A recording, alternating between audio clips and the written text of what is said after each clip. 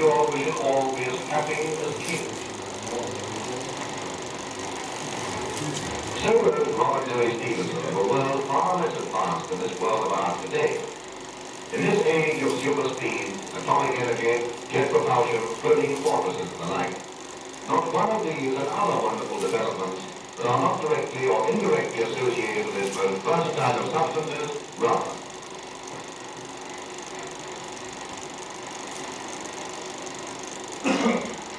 The fields, on the highways, the skyways, the railways, the sea lanes, in industry, in hospitals, in the home, at sport, in fact, anywhere, everywhere. But this was not always so. It's only in the last 60 years that rubber has become the all-important product that it is today. Witness this world on wheels of the 70s. Crude wheels that brought discomfort and strain to all who braved the open road, where every stone meant a jarring crash to the aptly named bone shaker, or towering penny farthing as they rattled through the countryside on hard and solid tires. Traveling was indeed an ordeal. Its day as a pleasant pastime had yet to come. It was in the year 1888 that John Boyd Dunlop, the Belfast veterinary surgeon, opened the gateway to comfortable travel by inventing the first practicable pneumatic tire. One day in the early part of that year, a cyclist making his bumpy way along the cobbled street set him thinking, can nothing be done about those wheels? Is man forever doomed to this discomfort?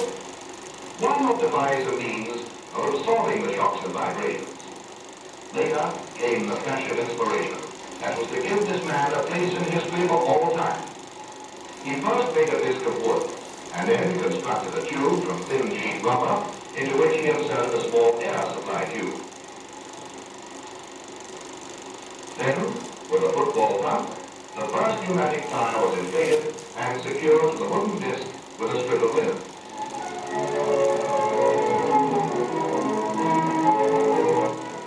All ready for the test, which he made in the yard behind his own surgery.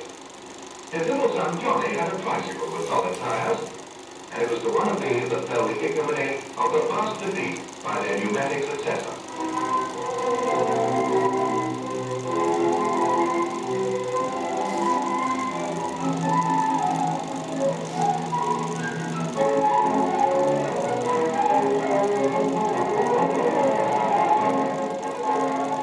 The test was an outstanding success. The first crude tire, so hastily constructed, far of all the millions of tires down the years to come, exceeded all the hopes of its inventor.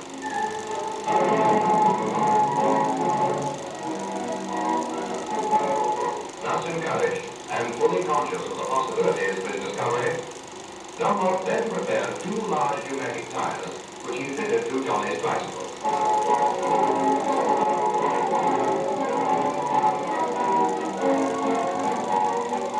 Away went Johnny on his trial run. Again, a success.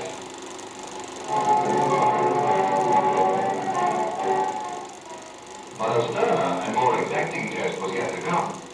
A test that was to set the seal of fame on the Dunlop product for all time. A noted racing cyclist at the time, William Hume, sought and obtained permission to use the new Dunlop tires on his racing cycle at the Queen's College Sports Belfast. Hume and his machine came into much ribald merriment as spectators and fellow competitors crowded around in combined curiosity and amusement. Much speculation took place among the crowd as to the outcome of the event, for Hume as a cyclist was staking his reputation on the unproved tires.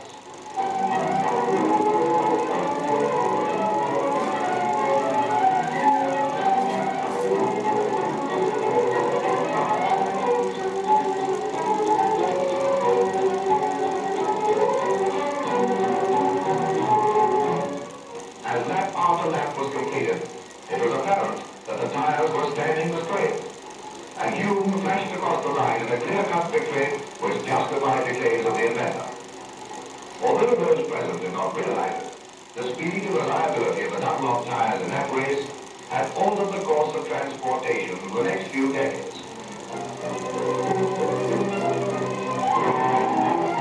By the turn of the century, the success of Dunlop's pneumatic tyre had begun to have a marked effect upon a hitherto apparently unimportant industry, the production of rubber. What is this substance we call rubber? It is a milk-like fluid called latex, obtained from an inner layer or the bark of certain kinds of trees. There are over 500 types of latex trees. You may be surprised to know that this Moreton Bay fig is one of them.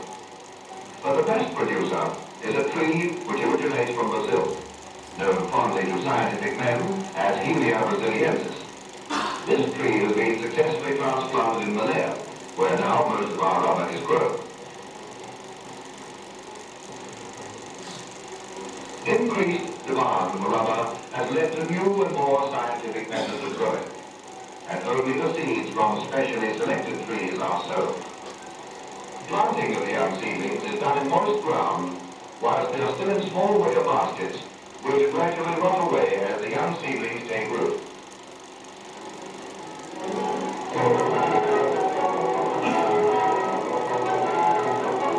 The best producing trees are obtained by a process of bud grafting.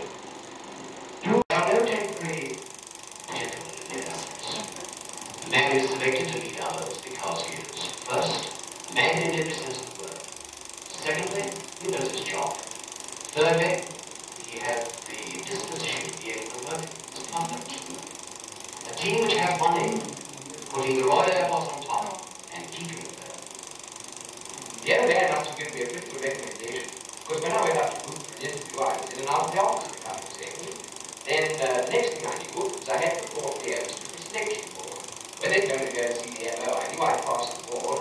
And then the doc passed me up a bit with the colour test and said strict for a driving off.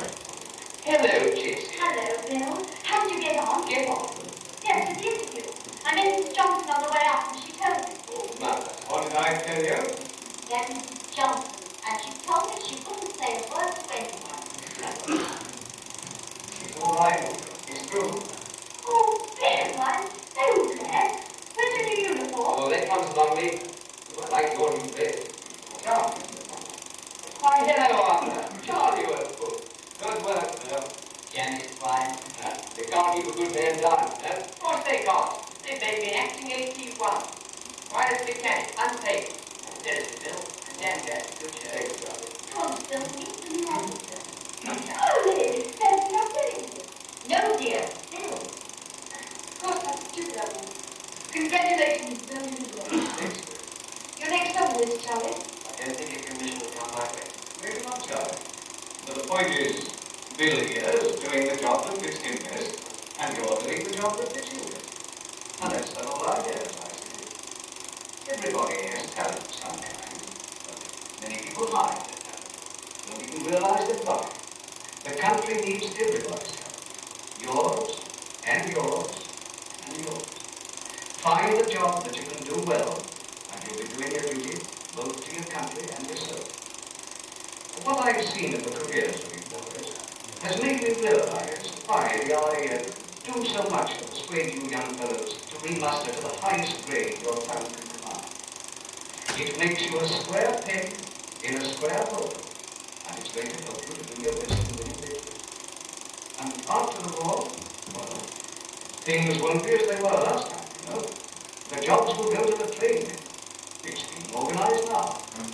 The other day, I wanted men for the works, so I went to the National Association for the Employment Development. Well-trained men very hard to find, sort. Right here I hear the name you want. Everybody down to the service owns a carpet trouble. Slice system about 5% of the service. Clark will join in, head with the aircraft hand. We must consider and promotion of the aircraft. There's a lady who is a very fine engineer. I think we'll be back to the sort. Probably the only one. I want a sheet metal worker and a machine tool operator. Just here, capital names for general shop work.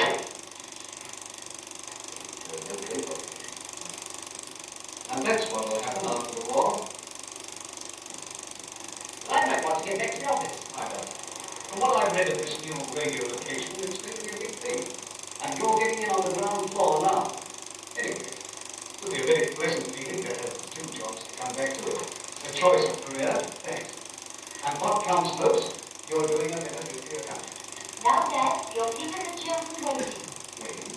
The dance tonight. You know, I told you. I'm just very much for it. Oh, yes, of course. But I'm so sorry. Well, come along, Jesse. Come along, boy. Goodbye. Goodbye, Mary. Goodbye. Your man's got the right idea, you know. Career to work for now, but a career afterwards. Why not to let them together? At least I'm doing a better job. Okay, Brittany? Okay, Yes. Mr. Charlie, God shake my arm any round the head. What a privilege. What, Charlie? Nonsense. Charlie's job is every bit as important as his way to do it. It's the Bills and Charlies who keep the artists in the earth. Anyway, all three boys are doing their best. And that's what the country needs. The best from each one.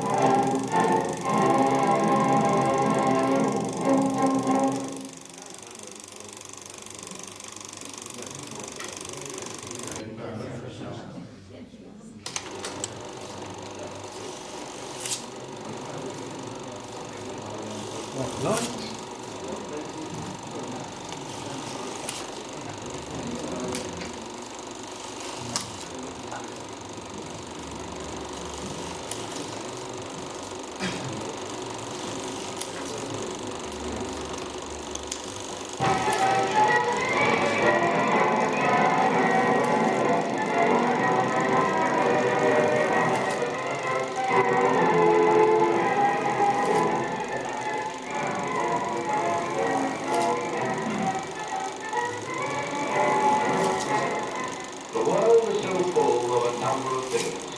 I'm sure we should all be as happy as kings. So wrote Robert Louis Stevenson of a world far less advanced than this world of ours today.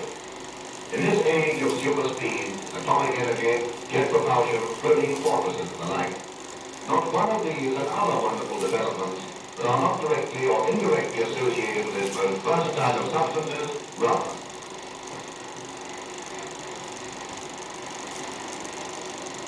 The fields,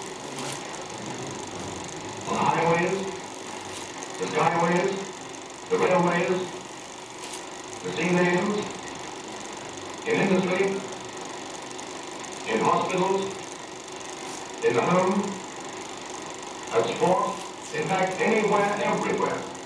But this was not always so.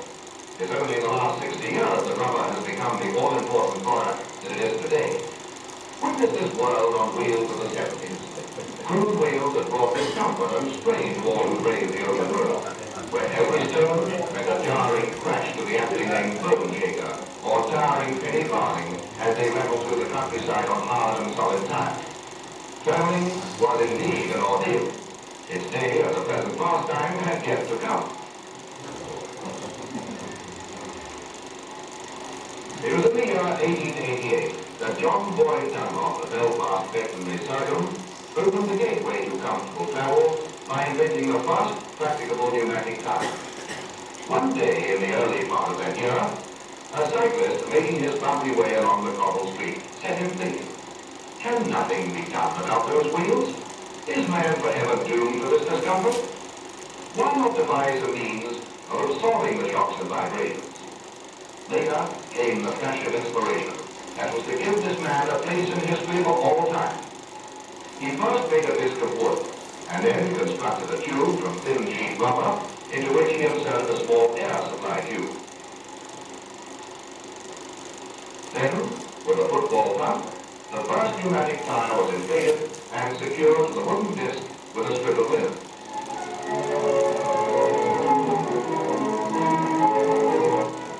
All ready for the test, which he made in the yard behind his own surgery. His little son Johnny had a tricycle with solid tires, and it was to one of these that fell the ignominy of the first defeat by their pneumatic successor.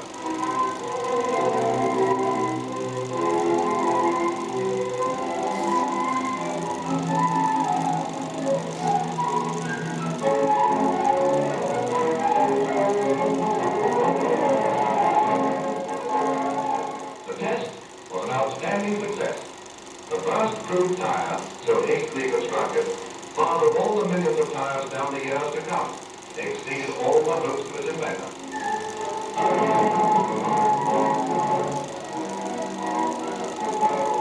Thus encouraged and fully conscious of the possibilities of his discovery, Dunlop then prepared two large pneumatic tires, which he fitted to Johnny's tricycle.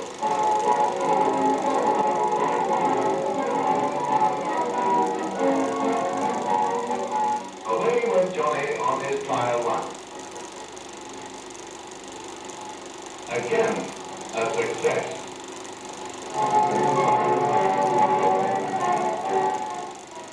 But a sterner and more exacting test was yet to come. A test that was to set the seal of fame on the Dunlop product for all time. A leading racing cyclist at the time, William Hume, sought and obtained permission to use the new Dunlop tires on his racing cycle at the Queen's College Sports Belfast. Hume and his machine came into much ribald merriment as spectators and fellow competitors crowded around in combined curiosity and amusement. Much speculation took place among the crowd as to the outcome of the event, for Hume as a cyclist was staking his reputation on the unproved tires.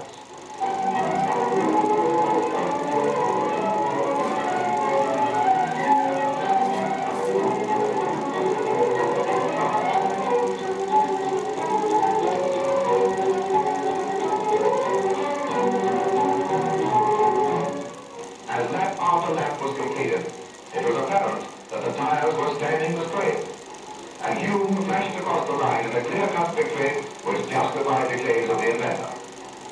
Although those present did not realize it, the speed and reliability of the Dunlop tires in that race had altered the course of transportation for the next few decades.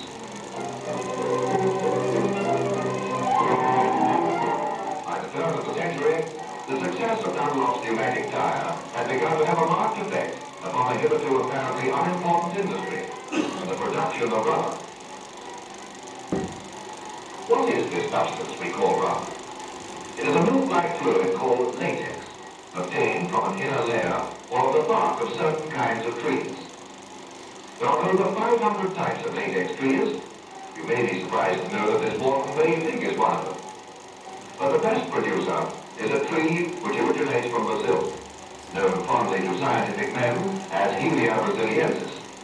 This tree has been successfully transplanted in Malaya, where now most of our rubber is grown. Increased demand for rubber has led to new and more scientific methods of growing, and only the seeds from specially selected trees are sown.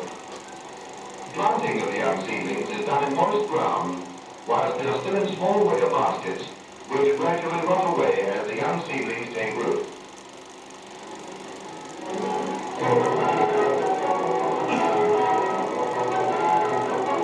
The best producing trees are obtained by a process of bud grafting. Two long incisions are made low down near the roots, into which, with deft skill, the new buds from high-yielding trees are grafted. The buds are tightly bandaged into place and eventually become part of the parent tree.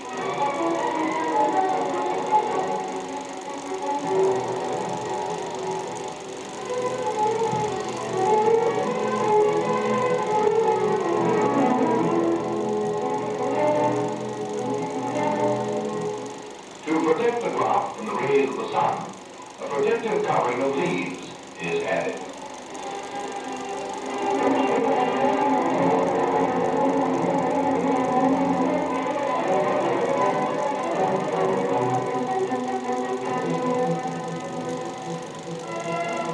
This grafting causes a new branch to grow, and after some weeks, the section of the original tree which is grown above the graft is sawn off.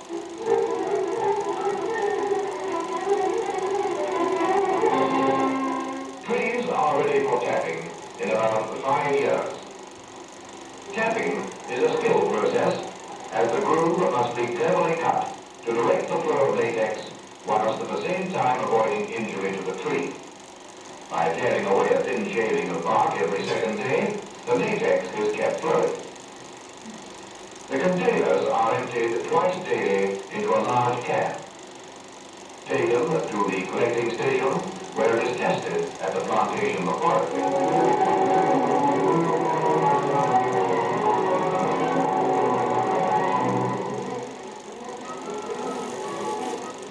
Acetic acid is added to promote coagulation of the latex globules in order to reduce its thickness and make it soft and pliable before drying. The machine, like a cream separator, extracts the rubber from the liquid. The rubber is then pressed into thin sheets for drying, either in the overlayer or in hot ovens. It is then smoked to preserve it. Smoking kills bacterial action on the proteins in the rubber, similar to bacon smoking.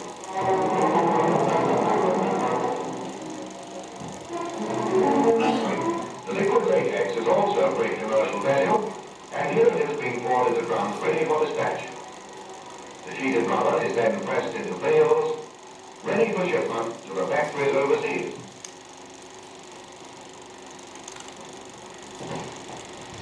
When the crude rubber arrives at the factory, samples are taken to be tested in the laboratory.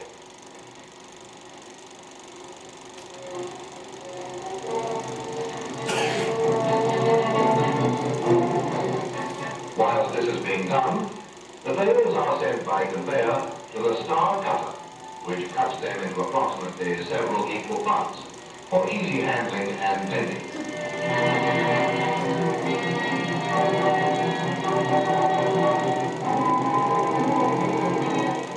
It is then masticated between two huge rollers in order to soften it in preparation for the various processes of manufacture.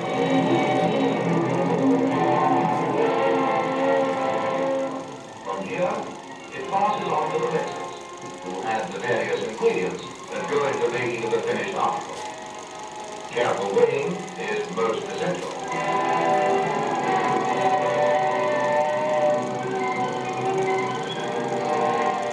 Finally, the vulcanizing agent is added. After it is heated and cooled off, it is then ready to be made into any one of 1,001 Dunlop products. But it must first undergo many stringent tests in the laboratory. Lengths of tire thread being extruded like a big, long, black tongue is the first actual process in the manufacture of tires. Step by step, the casing grows under the skilled hands of the operator. The rubber plies are laid on alternately, so that the bias of one strip opposes the bias of the other.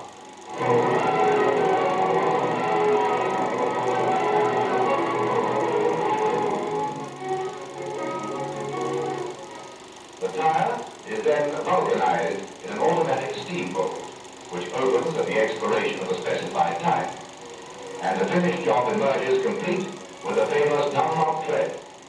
But no tie is complete without a tube. These are molded too, in a similar fashion to the cover. Here, careful scientific control is your guarantee of trouble-free motoring. Every tube is subjected to a test in a water bath. The tubes are inflated, whilst highly trained examiners watch for telltale bubbles which denote the occasional imperfect product.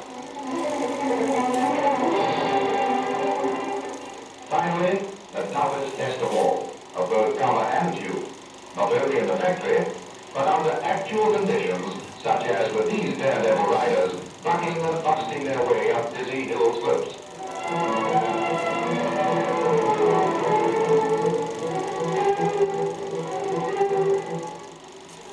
Just as rigid and exact are the tests to which Dunlop submit the ordinary lawn bowl. On this testing table, note the degree of exactness required.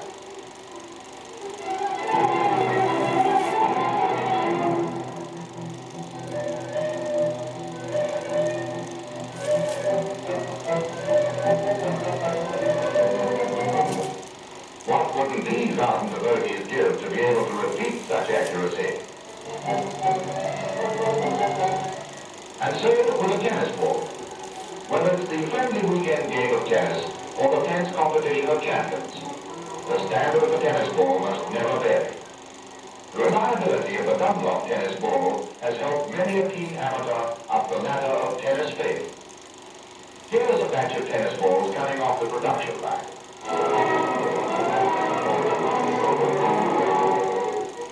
No imperfect article can hope to evade the searching test of this machine. And only those that pass are honored with the famous brand.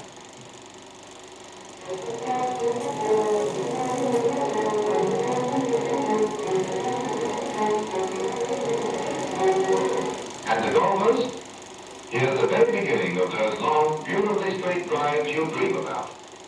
Yes, the secret lies in the workmanship that goes into the construction of the rubber core. Thin strands of rubber from hundreds of bobbins being wound to form the core. The covers are fitted and then vulcanized. A little paint is added, a few markings, and the ball is ready for testing.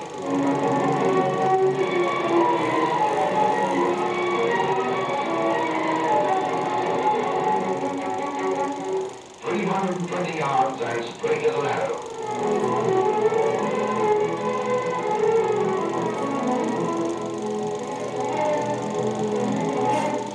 Remember the drums of liquid latex? Here are some being whisked and poured into molds.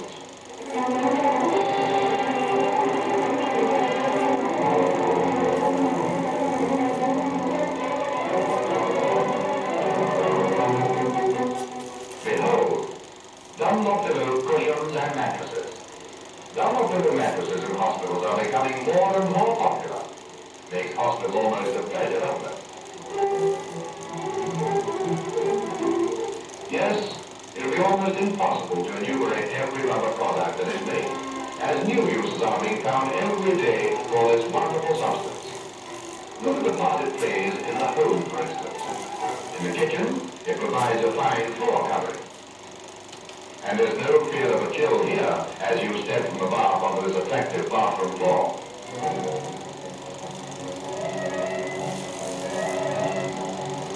Then there's the vacuum cleaner hose, to say nothing of the now famous chromite soles and rubber heels.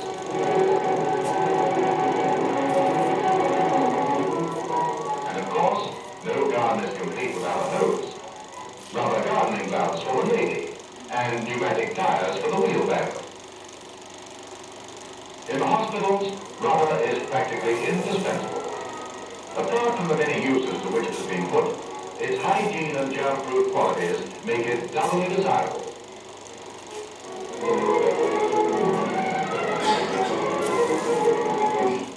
In industry, its uses are legal. From the engineer's rubber gloves, which render safe the handling of highly charged electrical power circuits, to the rubber belting that has proved itself superior to that of all other types for machine drives and conveyors. To the man on the land, rubber has not only speeded up his work, but considerably lightened it as well. Imagine what a saving this huge earth mover really is to him.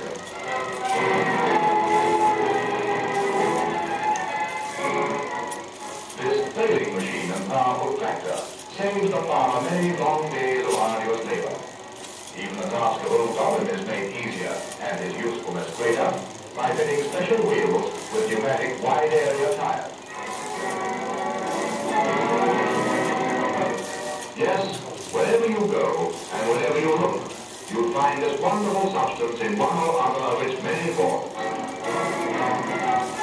For so long as the world rolls on, thanks to John Boyd Dunlop, it rolls on rubber.